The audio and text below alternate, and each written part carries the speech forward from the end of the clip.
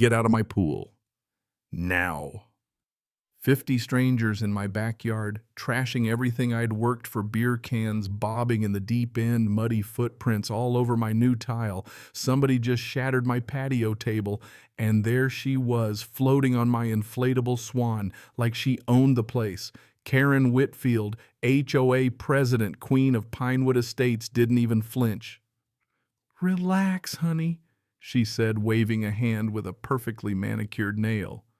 "It's for the community fundraiser. Didn't you get the memo? All homeowners must participate. The nerve." I just spent my entire divorce settlement on this pool, 45 grand of blood sweat, and more than a few ugly cries. This wasn't a party. It was trespassing, but Karen just smirked. "Sue me, sweetie. Good luck proving I don't have access rights." You ever had your property hijacked by an HOA president who thinks she's the law? Drop a comment, tell me where you're watching from. Because every neighborhood's got at least one power-drunk tyrant like Karen. Let me back up. Name's Riley Blake. 6 months ago, I thought I'd finally escaped hell. 18 months of divorce left me with 85 grand and a desperate need to start fresh.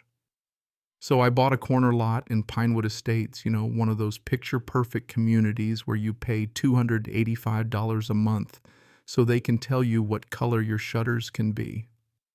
Previous owner was sweet Mr. Kowalski, 20 years there, and he still kept the old coffee grounds and Old Spice scent alive like ghosts. My deed said clear as day, pool installation rights included. I thought I'd made it. But you know what they say, every paradise has its snake. And in this case, her name was Karen Whitfield, age 53, 4-term president, neighborhood surveillance expert, probably bleeds pumpkin spice. Picture this surgically perfect blonde hair designer athleisure that's never seen a treadmill and a white Escalade so spotless it could double as an operating room. She treats our 147 home community like her private kingdom. My first taste of Karen's attention, week 2 of construction, Tuesday morning, 7:45. My crew's just unloading their stuff when Karen shows up with her clipboard. Might as well have been nuclear codes.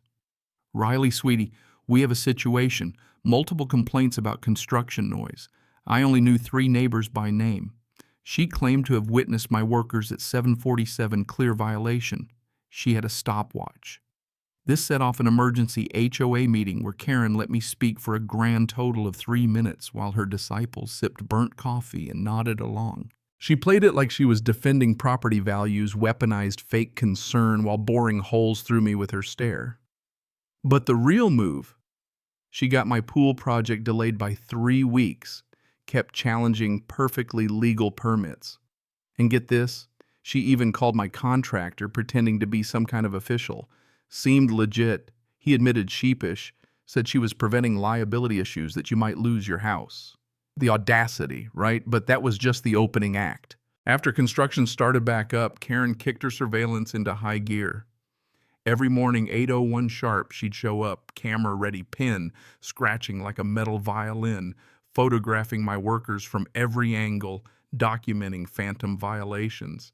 Even the neighbors started noticing. Dr. Sarah Martinez, pediatrician, quietly warned me about Karen's history. She destroyed the Johnsons over a 1/4-inch fence violation, she whispered. Marcus Thompson, retired teacher, told me how Karen measured that fence 23 times until she got the number she wanted. That's when it hit me. This wasn't about noise or property values. It was about control. My pool was something Karen couldn't command, and in her world, that was war. But harassment wasn't her endgame. She was just softening me up.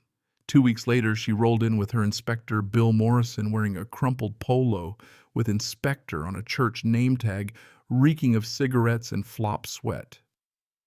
Mandatory compliance review. Karen announced hard hat so new the sticker was still on. Bill looked less like a county inspector, more like he belonged behind a deli counter. Safety violations, drainage problems, electrical issues, he muttered, not meeting my eye. They spent an hour poking around Bill's rusty tape measure and Karen's pen creating a soundtrack straight out of a torture chamber. But Karen slipped up badly. My divorce had taught me to verify everything. I checked Bill Morrison out. He wasn't a county inspector. DMV records showed he drove delivery trucks for Karen's husband. LinkedIn confirmed at her brother-in-law the family business was fraud. The violation letter Karen sent me dated 3 days before the inspection even happened. She'd written it up in advance. And the cherry on top, impersonating a government official is a felony here, 6 months minimum. But you know what really made me laugh? Karen's own 400-square-foot deck, completely unpermitted, never filed a single form. I called the county inspector, HOA oversight and county planning. 2 days later, Karen got her own certified letter, watched her sign for it from my window, hands shaking. Her meltdown on the phone, music to my ears. But when she showed up pounding on my door, she went from pleading to pure threat. "You think you're so smart? You have no idea what you've started." That chill down my spine told me round 2 was going to be personal. Karen's psychological warfare was next level. Anonymous texts warning me to check my homeowner's insurance. Accidents happen. Whispers followed me at the grocery store, parents avoiding me at school, pickup neighbors who once waved now hiding behind their shrubs.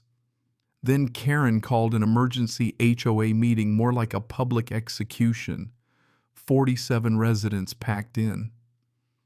Karen ran a PowerPoint with red arrows, bullet points, photos of my pool, and a parade of complaints. Mrs. Patterson claimed my construction triggered her migraines. Mr. Kim blamed me for falling property values. It was a circus. But here's the twist. Marcus stood up military straight and demanded evidence. I live next door. No excessive noise, no drainage issues. So where are these problems? Dr. Martinez backed him up. As a doctor, I see no violations. The room shifted. Karen, getting desperate, whipped out a folder. The city's considering legal action against residents abusing complaint processes. She turned my reports about her fake inspector into evidence that I was unstable. Marcus smiled, cool as ice. Karen, I called the city. They're investigating inspector impersonation, and they're grateful to the whistleblower. He let that hang. Suddenly, the crowd was whispering about Karen's mysterious deck. But instead of backing down, Karen tried one last time to intimidate me, cornered me, hissed, "I know where you work." And Monday morning, my job was gone. Ethics complaint claims I was using company resources for domestic terrorism. I was escorted out like a criminal. Karen filed complaints with my pool contractor's insurance, called the mortgage company. Even managed to get a detective at my door, accusing me of harassment, impersonation, identity theft. I had evidence, screenshots, timestamps, audio, but Karen had already seeded the idea that I was faking it all. The better my documentation, the more it made me look guilty. Detective handed me a restraining order, couldn't go to HOA meetings, couldn't approach Karen or any victims. I was boxed in. Then Marcus showed up, eyes dark, and said, "We need to talk, not here. Your house might be bugged." We walked to the park, gravel, crunching autumn air, thick with dread. Karen's planning something big for tonight's HOA meeting. She's already got the votes to force you to sell, claim you're a danger to the community. Legally, she couldn't, but if she convinced enough people who'd stop her. Then Marcus hit me with the twist. Tommy Kowalski. Mr. Kowalski's grandson found old HOA docs hidden in the basement original pool fund, $180,000 collected from residents. Karen's brother's shell company pocketed it all. Karen embezzled the money, then tried to erase the evidence, and when I built my pool, it became a monument to her crime. Insurance fraud, double-dipping payouts, fraudulent invoices for her deck, her kitchen, her husband's Escalade. Karen was running a racket. Marcus's daughter Jessica, a digital forensics expert, joined us. Dr. Martinez brought in a forensic accountant, David. We had bank records, digital evidence, recordings enough for federal racketeering charges. Marcus's plan was tight. Tommy records the HOA meeting. Jessica monitors Karen's electronics from her van. Dr. Martinez takes notes. David files emergency asset freezes. We alerted the FBI and watched Karen try to move money offshore, planning to disappear. But Karen's not subtle. My pool equipment got sabotaged with concrete. Anonymous letters smeared me as unstable. Insurance and mortgage companies flooded me with inspections thanks to Karen's fake evidence. But Jessica cracked Karen's encrypted chats. She was plotting arson, a gas explosion, during her community event. FBI wasn't in place yet, but Detective Morrison parked across the street to watch for anything crazy. Party day arrived. Karen turned my backyard into a crime scene waiting to happen. Guests everywhere, barbecue smoke, masking the real plan. I watched from my kitchen window, terrified. Karen's husband and brother circled my house with gas cans and electrical tools, dressed as repair guys. The crowd started chanting, "Come out a mob," whipped into a frenzy by Karen's lies. I was trapped, outnumbered, waiting for backup. Then, just as Karen whipped the crowd into a pitchfork-waving mob, the cavalry arrived, FBI Sheriff's Department news crews. Agents swarmed in, arrested Karen, her husband, her brother, racketeering, conspiracy, attempted murder, the works. Karen tried one last desperate lie, blaming me, but Marcus cut her off. "Where's our $180,000? The crowd turned on Karen, and the truth finally broke through the fog. FBI agent Blake played a recording of Karen plotting my removal during a community event, her own words broadcast for everyone to hear. Karen and her crew went down hard. 3 years in federal prison, $400,000, $1,000 restitution, banned from HOAs forever. The stolen money, recovered and then some. We built the community center Mr. Kowalski always dreamed of, with a pool, playground, fitness center. No more tyrants, just neighbors.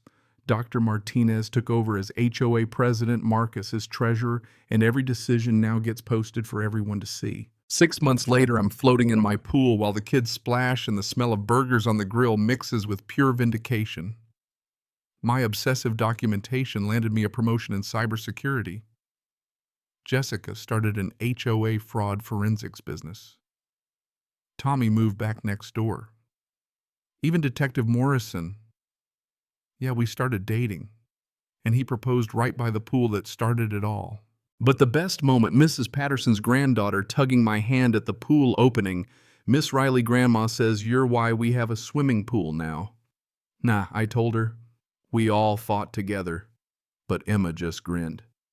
You stood up to the bad lady first. Maybe that's all it takes. One person refusing to let a bully win. Our new community foundation helps homeowners across the country fight corrupt HOAs. Millions recovered, dozens of families saved. So let me ask you, what would you do if your HOA tried to steal your life? Have you battled a neighborhood tyrant? Drop your story in the comments. Share what justice means to you. And if you're ready for more wild HOA showdowns, hit subscribe, drop a like, and join this family of fighters. Because sometimes standing up for yourself means standing up for your whole community. And justice is sweeter when it's shared.